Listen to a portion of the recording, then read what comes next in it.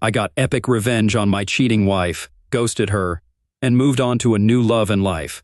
Allow me to share some background about my wife and me. I'm Shane, aged 45, and my wife is Carrie, aged 44. We've been married for 23 years and have a daughter named Casey, who is currently in her final semester of college.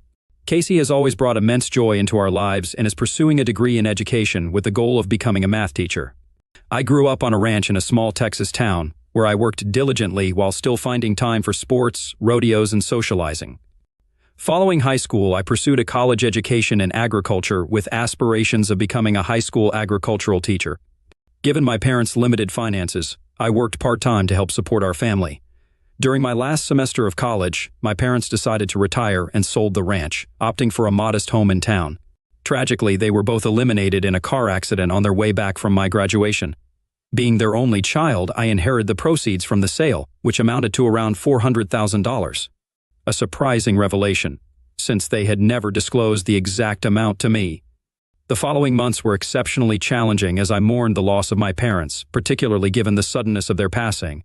However, I persevered through my grief, and in August I seized an opportunity to teach agricultural science at a high school just outside Austin. I also decided to utilize my inheritance to purchase a quaint 25-acre ranch on the outskirts of town. Here, I constructed a modern log cabin, a horse barn, and a training ring for the horses I planned to acquire, along with investing in some cattle. While I wasn't actively seeking a spouse, I was open to the idea of finding someone to share my life and dreams of starting a family.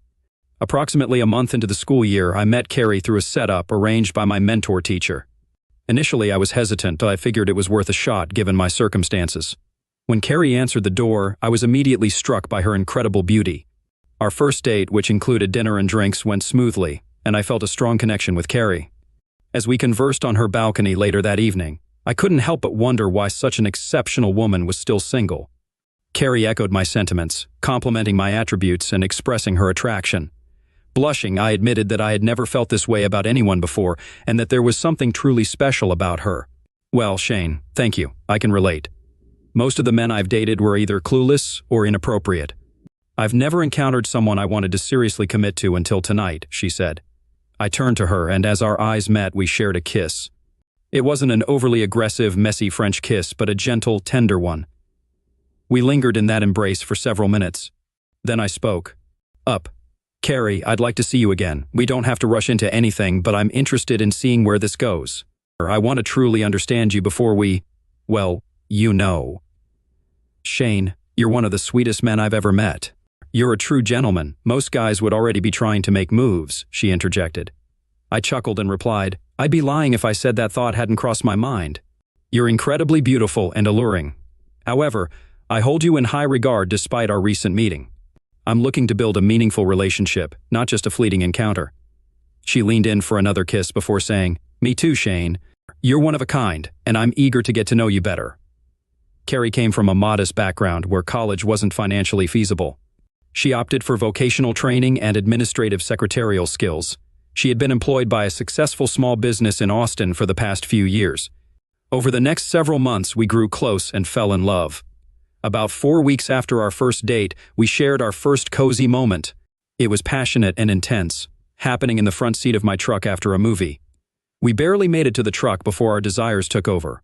The windows fogged up, and the truck rocked as we experienced simultaneous euphoria. Carrie's fervor was undeniable, filling the cab with her cries of pleasure. We retreated to my home, spending the night entwined in each other's arms. It was a night of profound connection and passion, solidifying our love. In March, she moved in with me, and by June 1st, we were married. A little over a year later, Casey arrived, and for the next 23 years, we enjoyed a blissful family life. Though not affluent, we were content. Our bed life remained vibrant, with Carrie's passion never wavering, and neither did mine. Admittedly, over the past 5 or 6 months, our closeness had slowed, but the spark still seemed present. Or did it? Here's the situation 23 years later. About half a year back, Carrie landed a fresh job as the executive secretary for the CEO and proprietor of BRB Enterprises. Her employer, Benjamin Brockman, owned a manufacturing firm specializing in high-end electronics for the U.S. government. Given his considerable wealth, I assumed his company was thriving, especially since he was its sole owner. Carrie seemed quite fond of her new position and often spoke highly of her boss, Ben. Initially, I felt a twinge of jealousy until I met him. At 58 years old, he was balding and overweight, making me feel like a model compared to him. When I queried Carrie about it, she laughed, reassuring me that no one could hold a candle to me, babe. She frequently expressed her appreciation for our cozy moments, which eased my concerns. However, my unease resurfaced when Carrie began accompanying him on business trips lasting 2 or 3 days. Despite my inquiries, she dismissed them as routine work duties, insisting that she had her own accommodations and that they were entirely focused on business matters. Although still somewhat apprehensive, Carrie gave me no cause for doubt, so I refrained from further discussion. That brings me to that pivotal Friday. After returning home from school, I headed straight for the barn, where I'd been for about an hour when Carrie arrived. As she got out of her car and started walking toward the house, I called out, expressing my eagerness to see her and offering to prepare steaks for supper. Carrie, having been away on another 3-day business trip with her boss, glanced my way but only nodded before entering the house.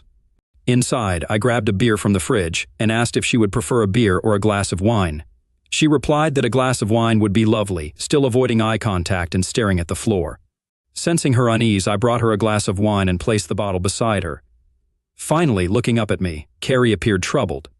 After exchanging a kiss and a hug, I inquired about what was wrong, noting her seeming distress. Carrie drained her wine glass in one gulp before pouring more, her actions betraying her inner turmoil. I reassured her, urging her to share what was on her mind, assuring her it couldn't be that bad. She responded, indicating the gravity of the situation and asking me to listen without interruption before continuing. With bated breath, I awaited her revelation, unprepared for what would come next. Shane, I need you to understand that I love you wholeheartedly.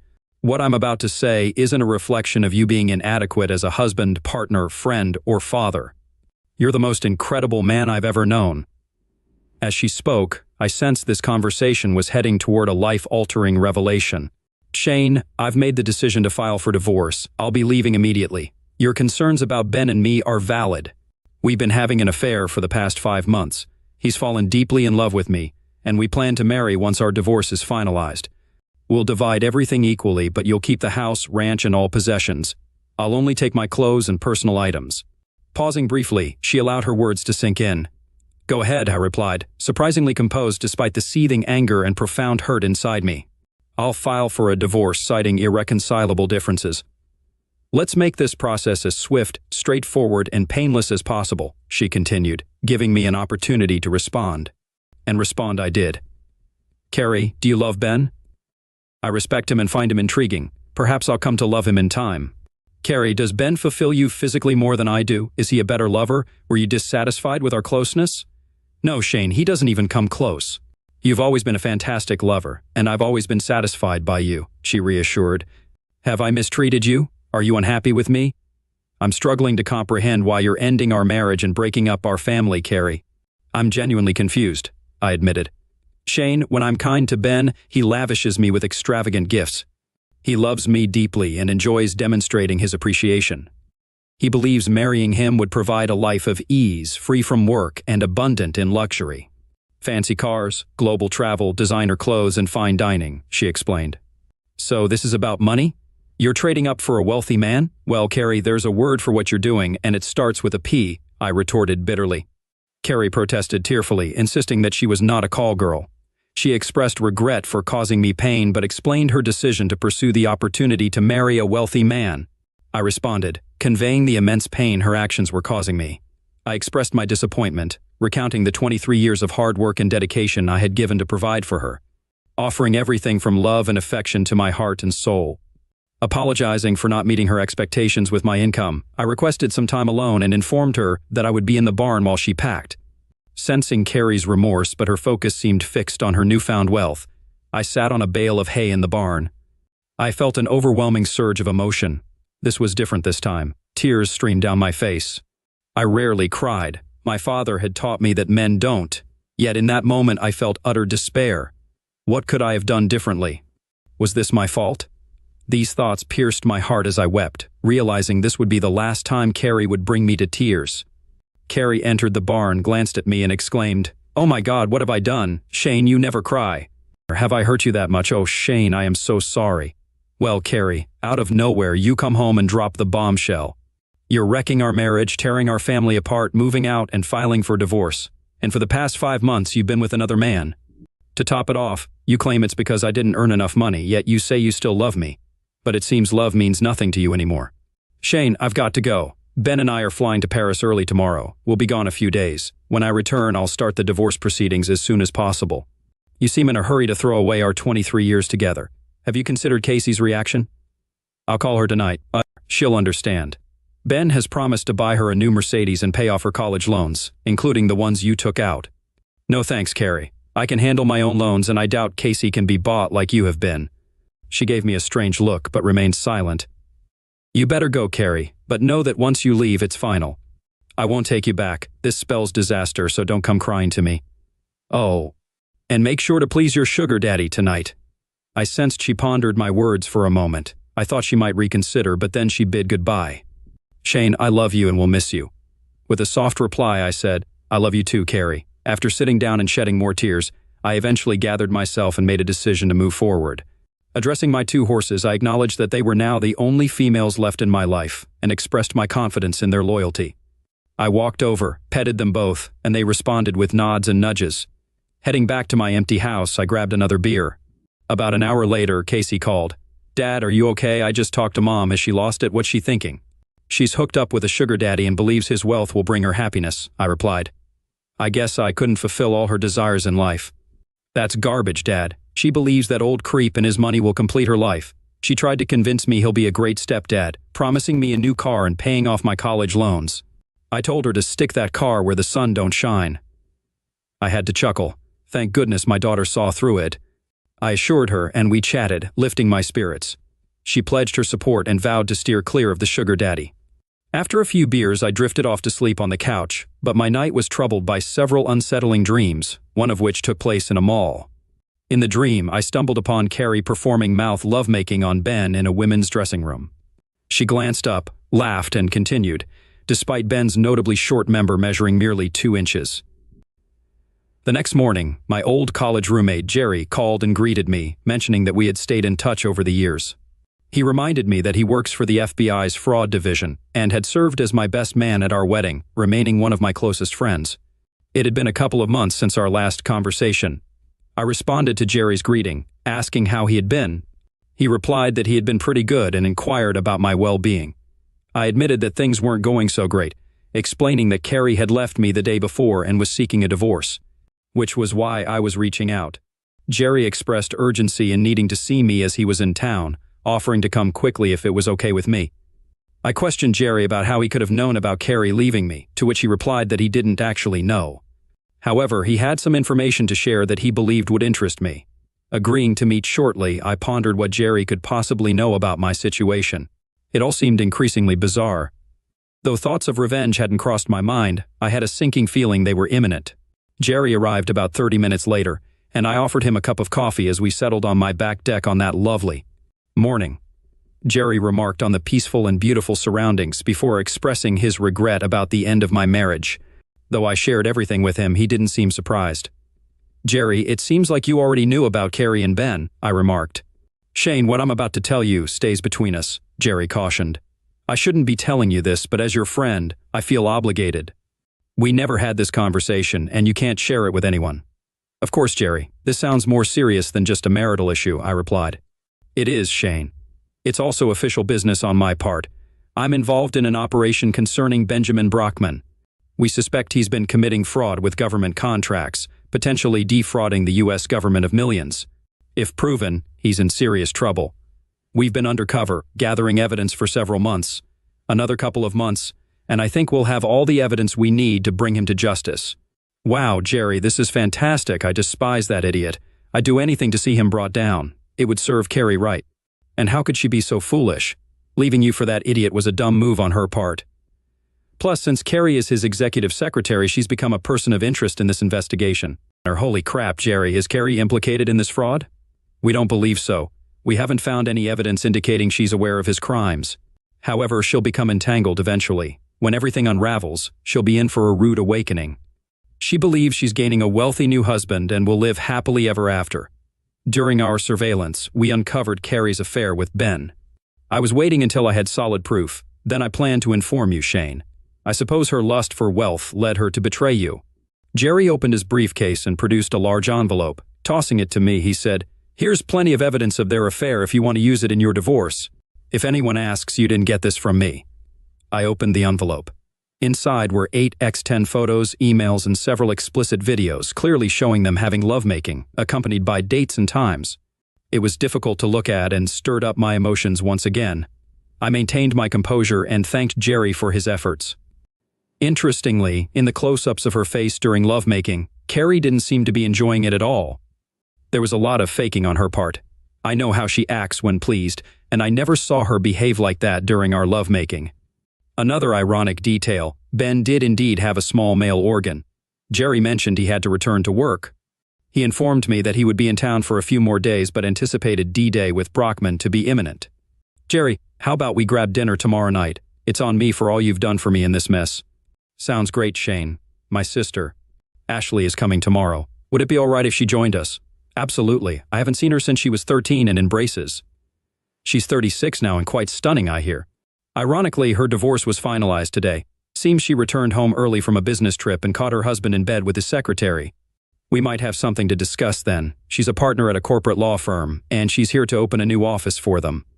Perhaps she could assist you in finding a good divorce attorney." "I'll definitely ask her about that. See you tomorrow." I met Jerry and Ashley at a local Mexican restaurant the following evening. Jerry's sister was indeed stunning, as he had described. She greeted me warmly with a hug and a kiss on the cheek. I teased her about her transformation from the little 13-year-old with braces and pigtails, to which she giggled and responded that she had grown up and become a woman. Reflecting on the past, I acknowledged teasing her about her braces and admitted that she had turned out to be one of the most beautiful women I had ever met. During dinner, Ashley and I discussed my situation, as Jerry had briefed her on the details. We agreed to keep it confidential due to the ongoing investigation Jerry mentioned. I could release the photos and videos, claiming they were obtained by a private investigator. I informed them of Carrie's plan to file for divorce upon her return from Paris, citing irreconcilable differences. "Crap," Ashley interjected. "You need to take the offensive. I know an excellent family lawyer who specializes in infidelity divorces." She took my ex-husband to the cleaners. "I have her card in my hotel room. We can grab it later and get started on Monday so you can serve Carrie when she returns from Paris." Things were moving quickly, but I was impressed with Ashley's assertiveness and wondered if she'd be interested in going out with me. Towards the end of dinner, Jerry received a call and had to leave. He offered to cover the bill, but I insisted it was my treat. Ashley and I finished our margaritas and prepared to leave. She suggested going dancing since the night was still young. I agreed that there was a place nearby. We spent the next 2 hours dancing, drinking beer, and thoroughly enjoying each other's company. To say we hit it off would be an understatement. We seemed incredibly compatible. I felt relaxed and content in her arms. Afterward, we returned to the restaurant to retrieve her car. She asked me to follow her to her hotel so she could give me the lawyer's card. Once in her room, she handed me the card and instructed me to call her friend's cell phone the next day, suggesting a meeting on Monday. She assured me that she would also inform her friend in advance, expressing confidence that her friend would be accommodating since they were close. Expressing gratitude, I asked how I could ever repay her. She responded by throwing her arms around me and kissing me passionately. We both engaged in the kiss and then moved to the bed, where we continued to passionately make out for a few minutes until we both needed to come up for air. During the pause, I expressed my desire to kiss her since I first saw her, to which she reciprocated, complimenting me on my looks and handsomeness. We continued kissing passionately, and our hands began to explore each other. She touched me through my jeans, and I felt incredibly aroused as my hands slipped under her blouse. I suggested that we should take it slow, expressing concern about taking advantage of her in her vulnerable state after her recent divorce. She responded, asserting her independence as a grown woman and stating that she knew what she wanted. She admitted being deeply attracted to me and hoped that I felt the same, implying that she might be the one taking advantage of me. She recounted her initial reaction to discovering her husband's affair, admitting that she initially blamed herself and questioned if she was lacking in some way. However, she eventually came to the realization that it wasn't her fault. Recognizing her own attributes of youth, attractiveness, and confidence, she expressed hope that I didn't blame myself for Carrie leaving, as she initially did in her own situation. She shared her thoughts from the previous night, where she had wondered if she had caused everything, questioning if she was a bad husband who couldn't fulfill all of his wife's needs.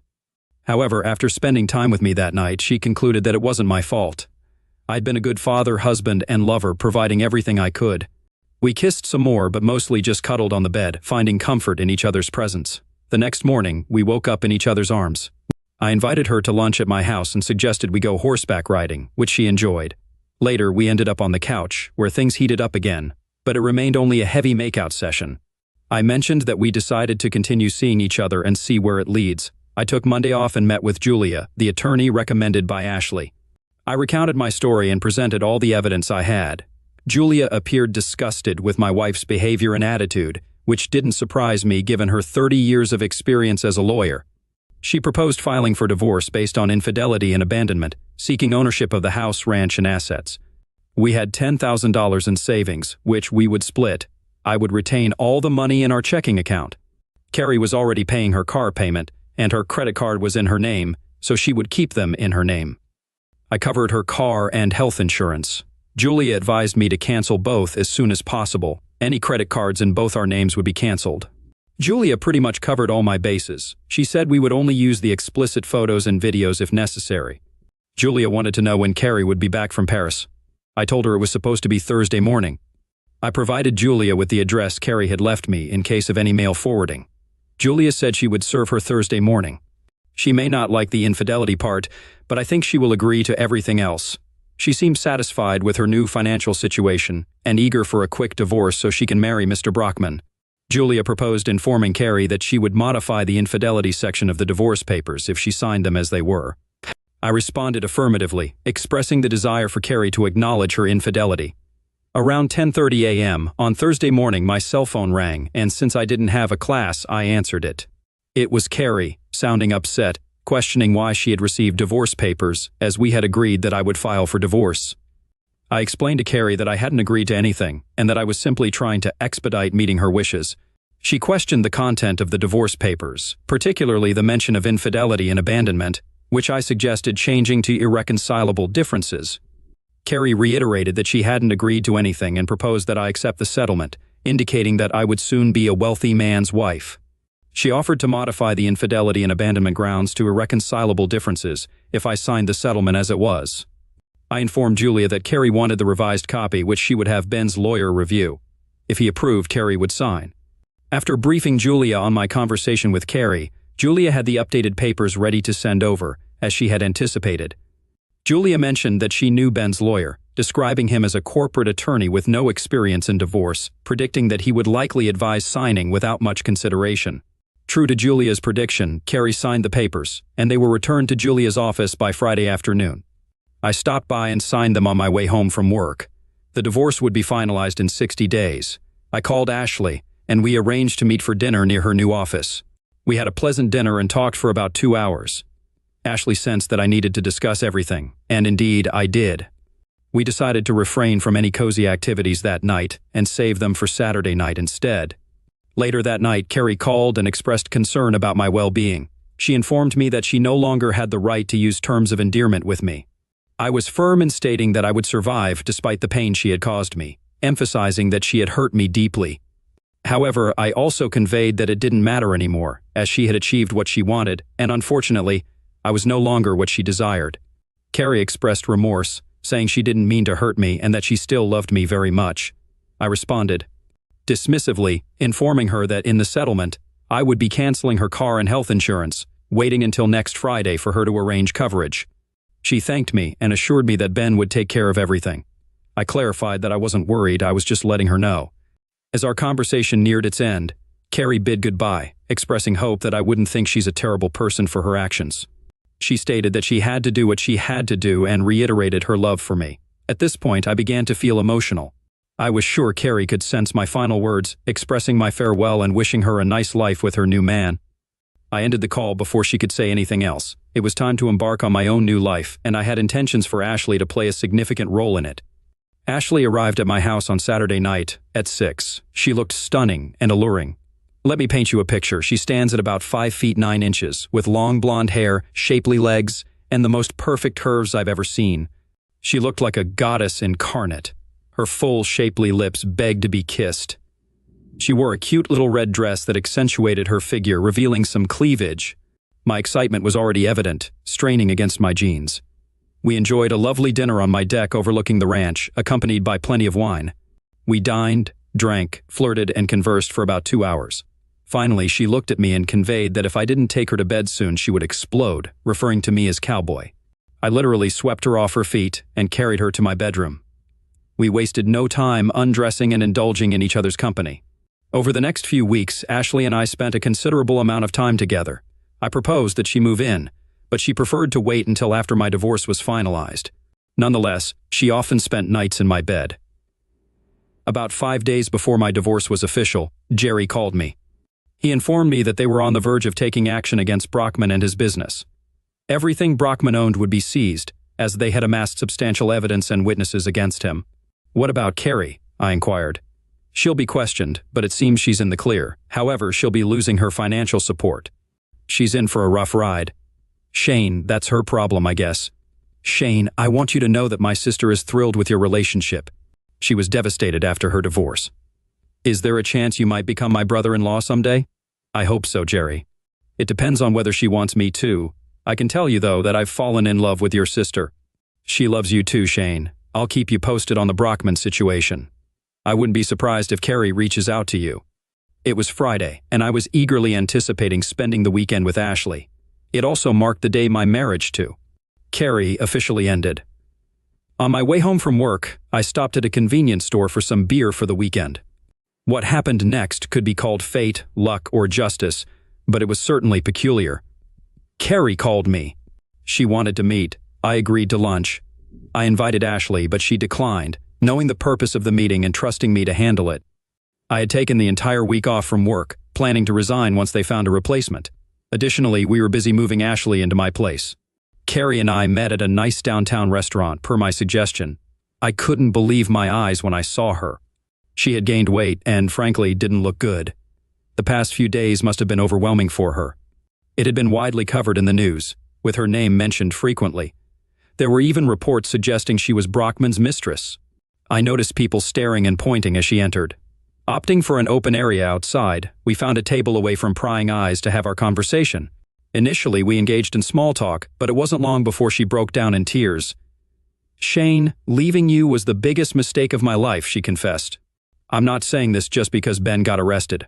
I realized it a few weeks after moving in with him. Initially, it seemed exciting, but the allure of money faded quickly. I was miserable, and I felt sick every time I had to be cozy with him." "I didn't expect this," Carrie continued. "I thought money was all that mattered when I left you. I've also been overwhelmed with guilt for what I've done to you and Casey." "Casey barely speaks to me anymore." "You didn't deserve that, Shane. You were a good husband and provider. I had everything I needed. I just didn't see it." "Thank you, Carrie. I appreciate your honesty," I replied. "But you made the choices you did because you weren't completely happy with me." "I was happy with you, Shane," she insisted. "I let that old goat manipulate me. He seduced me, convinced me to leave you for him and his money.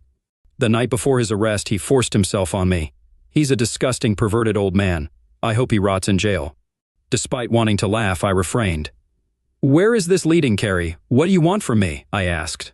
Tears welled up in her eyes as she pleaded, "Please take me back, Shane. I love you and miss you terribly. I miss our home, the ranch, the horses, and everything we shared. I'll do anything to make it right." "Carrie, do you truly miss me, or is this because you have no money, home, or job?" I inquired. "I'm broke, Shane, with nowhere to go," she confessed. "But I miss you terribly. I want things to go back to how they were." "Carrie, when you left, I made it clear it was final. There's no turning back," I reiterated. "Your departure was permanent." "I understand, Shane, but I need you desperately. I'm at my wit's end. You're my last hope." "I'm sorry.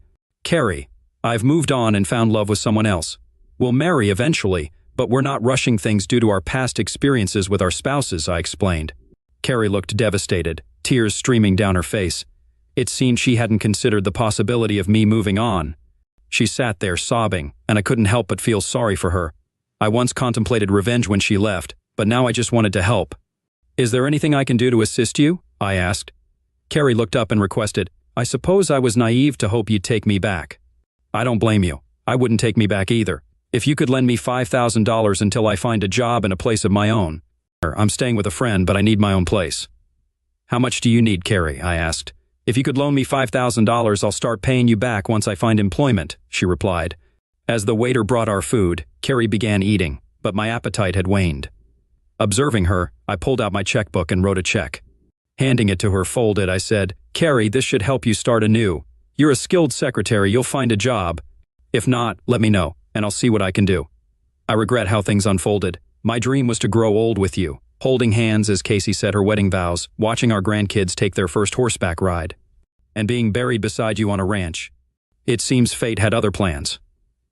With that, I rose from the table and left the restaurant, placing a $100 bill to cover the bill and tip. I stole a glance back as she opened the check. Her expression shifted to disbelief as she looked up, finding me already gone. I had left her a check with a pointed message. Smirking, I departed. She observed from the deck as I drove away. Afterward, Ashley moved in, and we tied the knot the following spring. Jerry served as my best man, and Casey assumed the role of maid of honor, having become close friends. The wedding occurred in Vegas at Caesar's Palace with a select group of friends and family in attendance.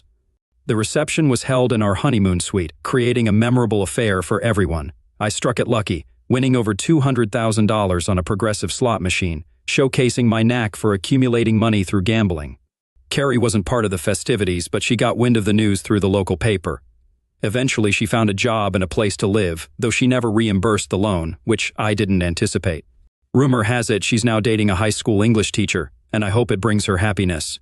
Meanwhile, Ben Brockman faced trial and was convicted of federal crimes. All his assets were seized to repay the government, and he'll be spending a considerable time behind bars. Perhaps he'll find companionship more suited to his taste.